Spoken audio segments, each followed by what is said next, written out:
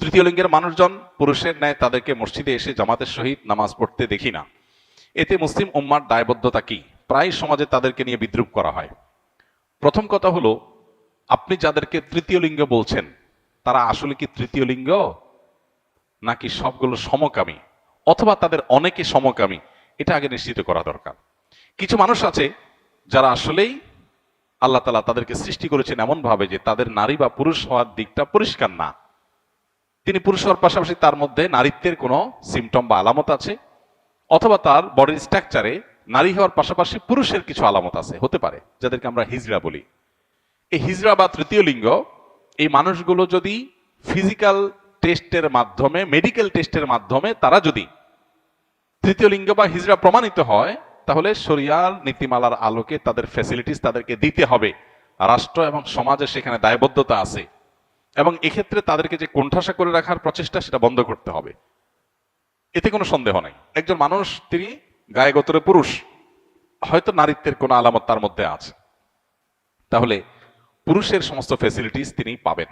মসজিদে আসবেন, পুরুষের সাথে নামাজ পড়বেন, এবং ট্রিটমেন্ট করে যদি পরিপূর্ণভাবে তার নারীত্বের যে ইস্যুগুলো আছে সেগুলো রিমুভ করে তাকে স্বাভাবিক পুরুষে পরিণত করা যায়, শরীর সেটাকে অ্যালাউ করে।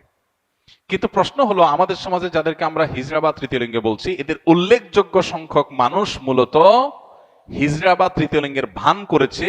মূলত তাদের মধ্যে অনেক সমকামীরা লুকিয়ে আছে, যেটা আমাদের প্রচলিত আইনে দণ্ডনীয় অপরাধ। হিজড়া সাজলে সেটা সহজ হয়। এর আগে আপনারা পত্রপত্রিকা দেখেছেন, বিভিন্নভাবে উদ্যোগ নেওয়া হয়েছে তাদেরকে চাকরি দেওয়ার জন্য। পরবর্তীতে যখন মেডিকেল টেস্ট করা হলো, দেখা গেল একটাও হিজড়া না। এরকম অনেকগুলো ঘটনা ঘটেছে এবং পত্রপত্রিকায় এসেছে। আমি সবাইকে বলছি না, অনেকেই আছেন যারা হিজড়া, কিন্তু অনেককে ধরে ধরে হিজড়া বানানো হচ্ছে, অনেকে হিজড়া সাজতেছে।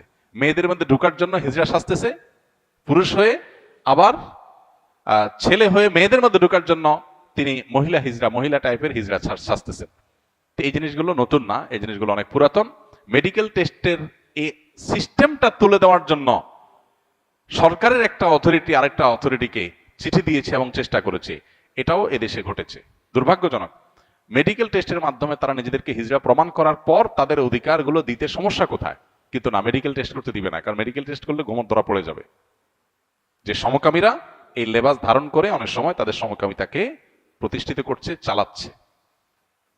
ঠিক একইভাবে যে সমস্ত মানুষগুলো সমাজে আজকে নিগৃহীত, তারা জুলুমের শিকার, তাদেরকে সমাজ কোনোভাবে অন করছে না, সেই মানুষগুলোর অধিকার আদায় করা দরকার। সেটা নিয়ে আমাদের সোচ্চার হতে হবে, কিন্তু অবশ্যই মেডিকেল টেস্টের মাধ্যমে। আমার ছেলে দীর্ঘদিন থেকে নেশায় আসক্ত, সিগারেট ও গাঁজা সেবন করে। বহু চেষ্টা করেও তাকে নেশা থেকে ফিরিয়ে আনা সম্ভব হচ্ছে না। তাই কি করলে তাকে নেশা থেকে ফিরিয়ে আনা সম্ভব হবে? অনুগ্রহ করে পরামর্শ দিলে উপকৃত হব। কোরআনে আমল জানাবেন। প্রথম কথা হলো যে, সন্তানকে লালন পালন করেছেন উল্টাপাল্টা পদ্ধতিতে। শরিয়াতের যে তরবিয়া, ইসলামী যে তরবিয়া, লালন পালন পদ্ধতি, সেটাকে মেনটেন করেন নাই। এখন সন্তান হয়তো খারাপ মানুষের পালায় পড়ে, খারাপ পরিবেশে পড়ে সে নষ্ট হয়ে গেছে। তো এখন শুধুমাত্র দোয়া দরুদ পড়বে না, সন্তান ঠিক হয়ে যাবে, ব্যাপারটা সেরকম না। এখন প্রথমত নিজের এই যে কৃতকর্ম, সন্তানকে বিপদগামিতার পথে ঠেলে দিয়েছেন, যেন তওবা করবেন। দ্বিতীয়ত, সন্তানের ইসলাহ এবং সংশোধনের জন্য সন্তানকে বিভিন্নভাবে বোঝাবেন, তার মধ্যে দাওয়াতি কাজ করবেন, পাশাপাশি আল্লাহর কাছে চোখের পানি ফেলে দোয়া করবেন। ইনশাআল্লাহ ত্রিমুখী প্রচেষ্টার মাধ্যমে সন্তানের সংশোধনী সম্ভব। এক্ষেত্রে দোয়ার ক্ষেত্রে আমি বলবো, আপনি দোয়া কবুলের যে সময়গুলো আছে, শুক্রবার আসর পরের সময়, পাঁচ ওয়াক্ত নামাজের পরের দৈনিক, এবং ভোর রাতে তাহাজ্জুদের সময়, এগুলো দোয়া কবুলের সময়। আরো দোয়া কবুলের বহু সময় আছে। এই সময়গুলোতে সন্তানের নাম ধরে আল্লাহর কাছে চোখের পানি ফেলে দোয়া করেন। আল্লাহ তাআলা হেদায়েতের মালিক, অসম্ভবকে সম্ভব করার মালিক। পাশাপাশি সন্তানকে সুপথে ফিরে আনার জন্য তাকে তার মতো করে দাওয়া নিবেদন করা, তাকে মোটিভেশন দেওয়া, তার মধ্যে দাওয়াতি কাজ চালানো, এবং তাকে ভালো পরিবেশ দেওয়া, এগুলো আমাদের চালাতে হবে ইনশাআল্লাহ বিদিনিল্লাহ। এর মাধ্যমে হয়তো আপনার সন্তানকে আল্লাহ তাআলা সুপথে ফিরে আনবেন। জাযাকুমুল্লাহ খাইর। কোন এক ব্যক্তি বৈধ মান্নাত করেছেন যে কোন একটি ক্রিয়া সফলভাবে সম্পন্ন হওয়ার উদ্দেশ্যে ঘটনাক্রমে তার সেই উদ্দেশ্য পূর্ণ হতে বেশ সময় লেগে যায়। ফলে মানতকারী ব্যক্তি তার কৃত উক্ত মান্যতটি ভুলে যায়। তবে তার এতটুকু মনে আছে যে আমি এই কাজটি পূর্ণ হওয়ার জন্য কোনো একটি মানত করেছিলাম। তাহলে এই পরিস্থিতিতে তার করণীয় কি? কি মানত করেছেন সেটা তিনি জানেন না, কিন্তু মানত করেছেন এতটুকু মনে আছে। তো যদি যেই চাওয়া পূরণ হওয়ার ভিত্তিতে মানত করেছেন যে আল্লাহ আমার এই জিনিসটা হলে আমি এটা করব, ওইটা যদি পূরণ হয়ে যায় তাহলে তার মানত পুরা করতে হবে। এখন মানতের ফিগার, পরিমাণ, মানতের ধরন ধাঁচ এটা যদি আপনার মনে না থাকে, মানতটা যদি বিশুদ্ধ হয়ে থাকে মৌলিকভাবে, এতটুকু মনে থাকে যে যা মানত করেছি সেটা বিশুদ্ধ মানত হয়েছে, তাহলে সেটা পূর্ণ করা জরুরি।